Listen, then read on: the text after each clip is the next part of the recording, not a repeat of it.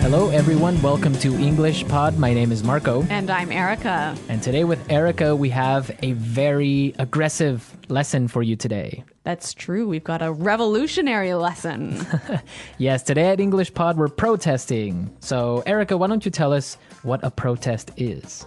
Well, when you protest something, you go into the streets and show your disagreement. Right. And you yell and you have signs and everyone's just protesting. And the news comes, and if it's not clear now, it'll be clear after the dialogue, I'm sure. Definitely. So why don't we start with our vocabulary preview? Vocabulary preview. We have two words in our vocabulary preview today. The first is bankrupt. Bankrupt. Bankrupt. Bankrupt. So if a company goes bankrupt, what happens? It means the company doesn't have any more money. So it can't pay salaries. It can't pay Can't anything. pay its bills, yeah. So basically, if it's bankrupt, it's probably going to close. Exactly. Okay, our second word today is bailout. Bailout. Bailout. Bailout. B-A-I-L, bailout. So a bailout is when the government gives money to a company that is about to go bankrupt. That's true. It's emergency money that will help save the company. Well, these two words are taken directly from our dialogue. And in today's dialogue, we're going to bring you live to a newscast. Right. So why don't we just listen to the dialogue?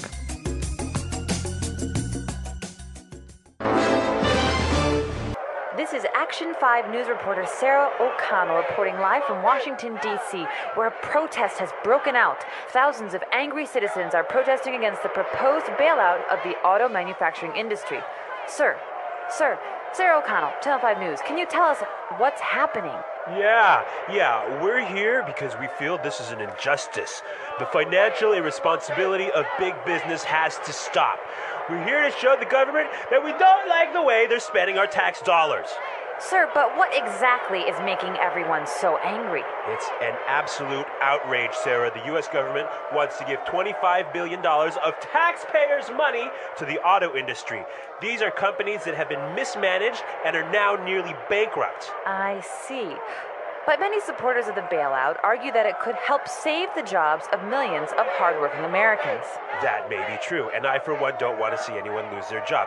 But how can these CEOs ask for a bailout when they're making millions of dollars? And then they have the nerve to fly to Washington in private jets. This costs hundreds of thousands of dollars. They're asking for money. That is just not right. Good point. This is Sarah O'Connell reporting live from Washington, D.C. Back to you, Tom.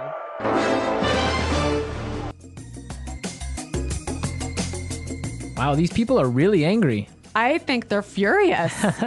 Well, I think they have some good points, and we'll talk about that later. But now, It's time for language takeaway. Language takeaway. Yeah, there was some great language in this dialogue. A lot of language we use to express our anger. right.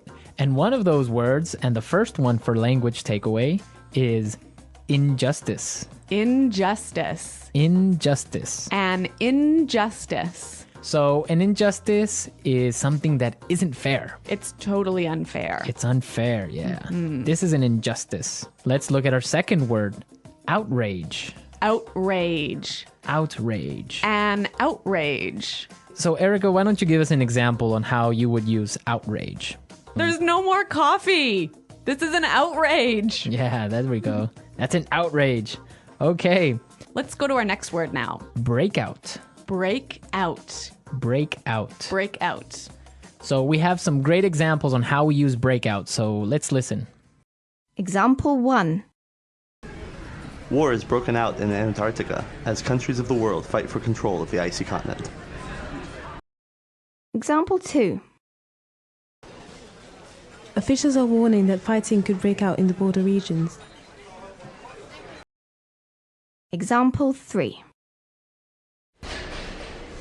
A forest fire broke out last night.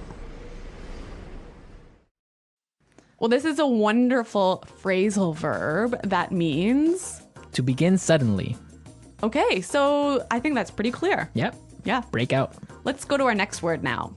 Mismanaged. Mismanaged. Mismanaged. So when something is mismanaged, it's Not managed properly. managed poorly. Poorly, right. Yeah.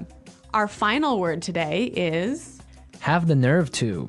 have the nerve to. Have the nerve to. I think this one also is a little bit difficult to understand. Yeah, but we have some great examples prepared for you, so let's listen to them. Example 1. I've been in love with you since the 3rd grade, but I didn't have the nerve to tell you. Example 2. I don't believe it. You have the nerve to ask me for money when you know I've just lost my job.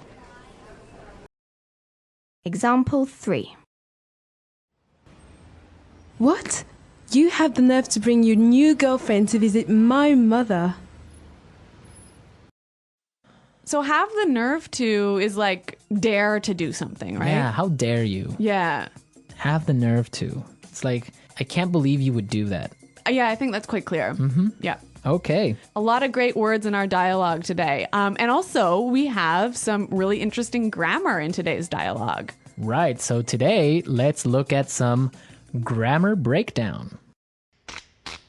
Grammar breakdown.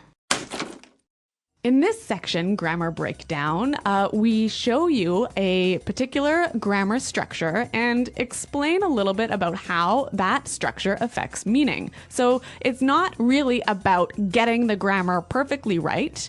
It's about understanding the meaning. Right. And in today's lesson, we saw some really great examples on how we use the present perfect tense. Let's listen to an example from the dialogue. Where a protest has broken out. Where a protest has broken out.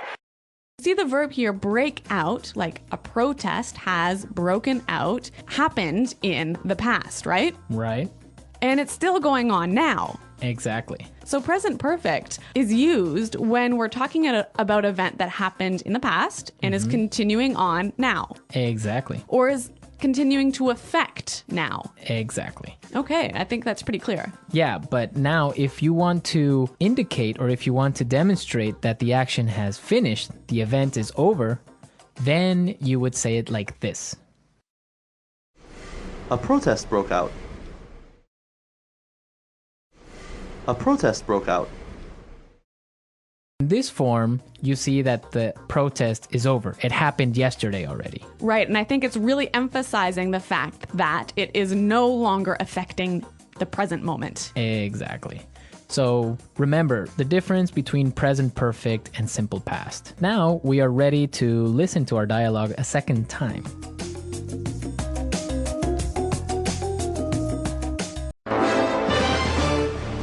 This is Action 5 news reporter Sarah O'Connell reporting live from Washington, D.C., where a protest has broken out. Thousands of angry citizens are protesting against the proposed bailout of the auto manufacturing industry. Sir, Sarah O'Connell, Channel 5 News, can you tell us what's happening? Yeah, we're here because we feel this is an injustice. The financial irresponsibility of big business has to stop. We're here to show the government that we don't like the way they're spending our tax dollars. Sir, but what exactly is making everyone so angry? It's an absolute outrage, Sarah. The U.S. government wants to give $25 billion of taxpayers' money to the auto industry. These are companies that have been mismanaged and are now nearly bankrupt. I see. But many supporters of the bailout argue that it could help save the jobs of millions of hardworking Americans. That may be true, and I, for one, don't want to see anyone lose their job. But how can these CEOs ask for a bailout when they're making millions of dollars? And then they have the nerve to fly to Washington in private jets. This costs hundreds of thousands of dollars. They're asking for money. That is just not right. Good point. This is Sarah O'Connell reporting live from Washington, D.C. Back to you, Tom. Okay, Erica, so what do you think about this situation? About the bailout of the auto industry. Yes. I think it's a bad idea. Why? There's so many reasons. I mean, I don't think it's fair for us as taxpayers. Well, I guess I'm not really an American taxpayer, but I don't think it's fair for the taxpayers to have to pay for the mismanagement of these companies. I mean, they've got so much debt. They've produced cars that nobody really wants to buy, and now they're in trouble, and it's not our money that should be spent on saving them. Yeah, I would agree with you on that, but you do have to take into consideration the fact that if these companies go bankrupt, thousands of people will lose their jobs. And not only the people that work at the factories, but also people that work for other companies that supply these factories. Yeah, I mean, I see what you're saying, Marco, but at the same time, we can't support an industry that isn't working properly. I mean, if one of these companies goes bankrupt, it's going to be terrible, but it will force the other two companies, perhaps, to manage themselves better, to streamline and become more efficient. I just think it will be better in the future. Well, it could be, but also maybe all three companies can go bankrupt. It would be sad because the American auto industry is a symbol of prosperity. Yeah. It's also the symbol of like the American culture in general. I guess that's true. So it would be a shame for it to go bankrupt because everyone owns a car in the United States, or most people, and it's just something that we can't lose. But it is an interesting topic, and we also want to know your opinions about this. Yeah, listeners, please come to our website at EnglishPod.com and tell us what you think about this bailout and about this lesson. On the website, we'll post a link to the news article where you can read a little bit more about this because this is actually going on now. That's true. Well, everyone, thanks for listening, and until next time, goodbye. Bye.